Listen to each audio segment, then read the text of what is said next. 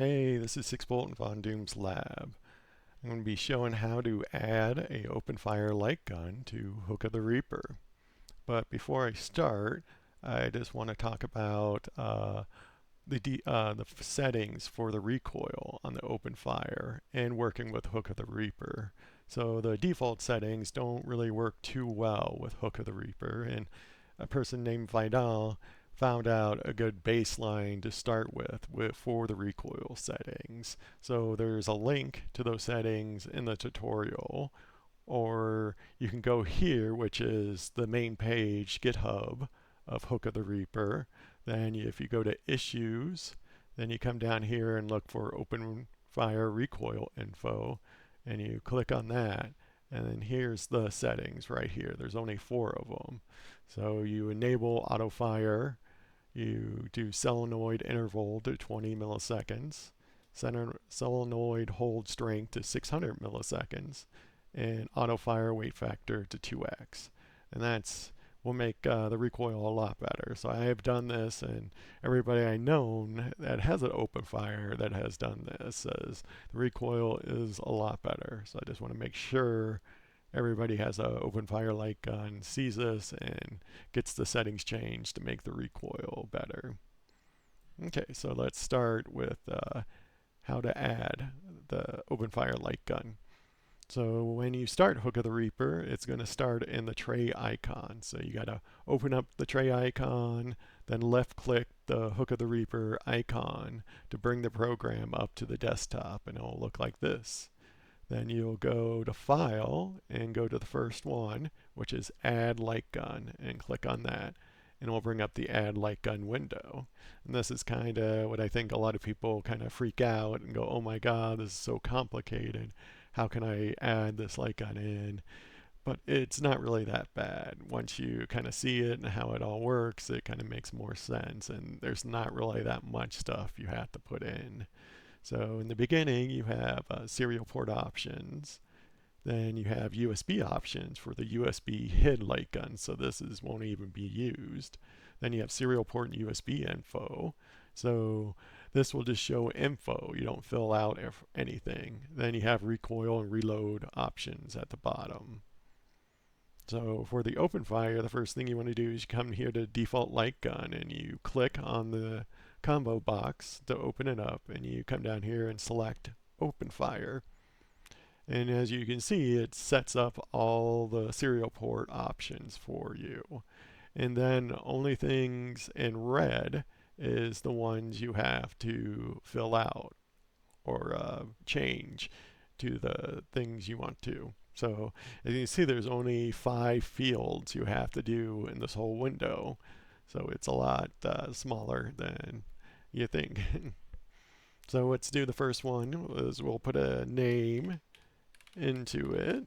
So we'll just call OpenFire 1. Then we can come to the COM port.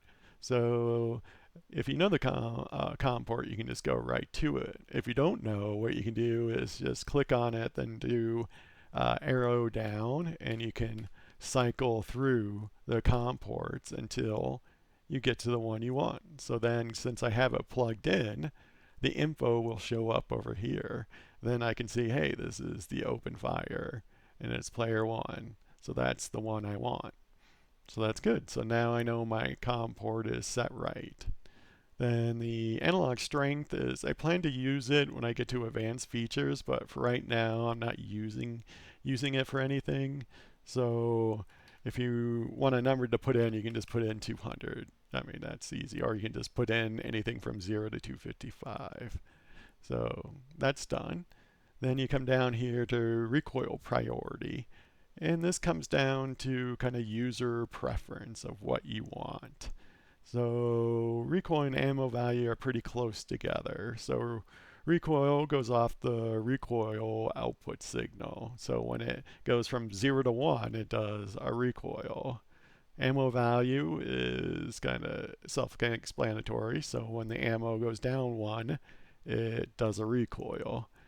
Recoil rumble to solenoid is a little different. This is I made for games like Alien 3, where it used a rumble motor to simulate recoil versus a solenoid.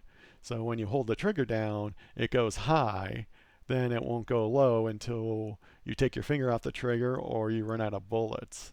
So for the whole time when you're shooting, it's just high. So that doesn't really work for solenoid. So I made a conversion for it. So there's an inside Hook of the Reaper. It'll have a timer and it will create the solenoid pulses for you. Some people like this as they think it's more consistent, but there's only so many games. There's I think like 8 or 10 games that support this, so not too many. Then OpenFire is one of the 3 light guns that support recoil value. For recoil value is when the output signal directly controls the solenoid. So when the recoil output is high or 1 or higher, the solenoid activates, so you have current running through it. Then when the recoil output signal is 0 or low, it's not activated. So then no current is running through it. The good thing is Hook of the Reaper does have a safety timer on this. So if the solenoid is active more than 200 milliseconds, which a solenoid for recoil shouldn't be over 200 milliseconds at all, it will close the solenoid and pop up an error, and it will block any more recoils for the rest of the game. So I do have safety in there, because if you have a signal directly controlling the solenoid, I'm kind of a little worried about that, because what if connections are lost and all that, then your solenoid is open. I know OpenFire has a temp sensor on there, and if it gets too hot, it will shut down anyways. But I also like redundancy. That's what makes air travel so safe, because you have multiple safety things looking out. So more the better, I always say, for safety. So you can set those priorities however you want. 0 is the highest priority, then 3 is the lowest. Okay, reload options is when a reload happens. So for a normal reload, it will vibrate or rumble and flash green. So that's a normal reload. Then I have reload without rumble. So this will just flash green with the LED, and it will not vibrate or rumble. Then disable reload, it will do nothing. There's no LED flash, there's no vibration or rumble. It just, it doesn't do anything during a reload. So of course this is again personal preference of what you want. Do you want the rumble and the LED flash? Do you just want the LED flash, or you want nothing? Okay, so after you got all those fields filled out and putting to your liking, next thing is to add it. So when you click the add button, 2 things will happen. You'll see the light gun in the list go up by 1, so it'll be go to 0 to 1, and also you will hear a sound. So I'll do that now. Okay, so now the OpenFire light gun has been added into Hook of the Reaper. So wasn't that hard. But for the OpenFire, if you have the LCD display, there's some more settings you want to know about. So to go to those settings, you come to Edit, and you go down to the bottom to Settings. So the first one is light gun display settings, and you'll see display priority ammo or life. You have to choose one. And this is if, so Hook of the Reaper will display automatically ammo and life. If one is available, if only one is available, it'll display that one. But if ammo and life are available to display, then this was how this priority comes into play. You pick which one you want. Do you want ammo to display over life, or you want life over ammo? So that's kind of this choice here. So then I have display other, and this is kind of more a debug advanced kind of feature. So you would actually have to modify the game file and put display other on the output signal you want to observe. Then once you would do that to the game file, you would have to turn this on and save it. Then when you play that game, then it will display that display other, as display other has the highest priority. But usually this will only be used, like I said, for debug or for advanced users, because it's not automatic. The ammo and life is automatic, but this is not. You have, like I said, you have to do other things. Okay, then as you come down or down here, you'll see OpenFire. So the OpenFire has three ways to display life. So you select on how you want to display life. The first one is life glyphs, and those are like little heart values, and you can display up to 10 of them. So when you have a game with like four life or 4 health or life points, it will show 4 hearts, right?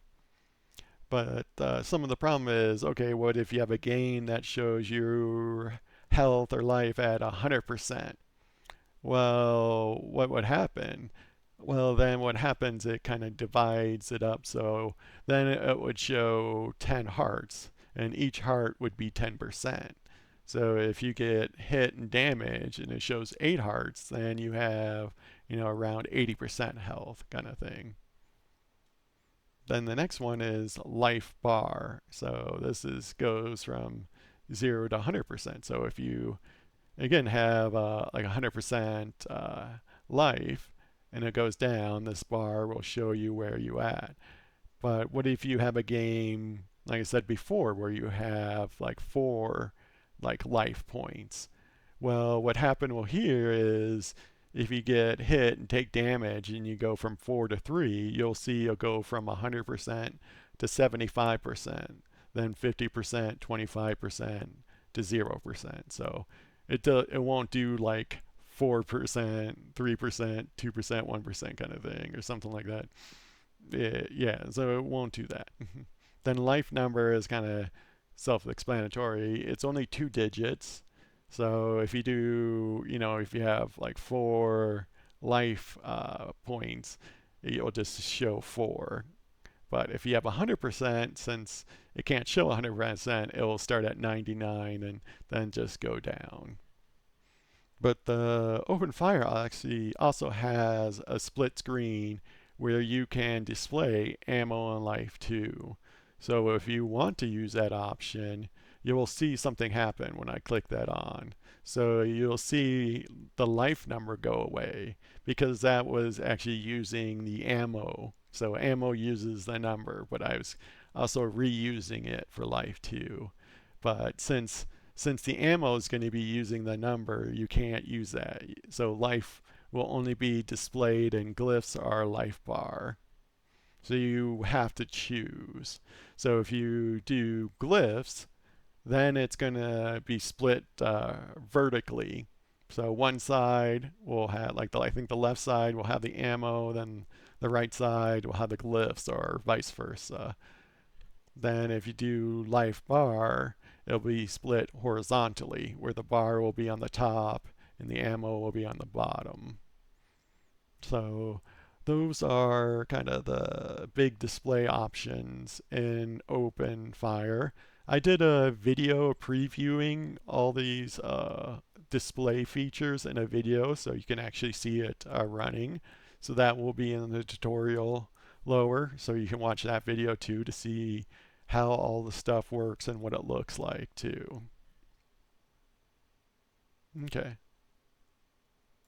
So now after you played some games, you're like, I don't like the reload always like vibrating and rumbling.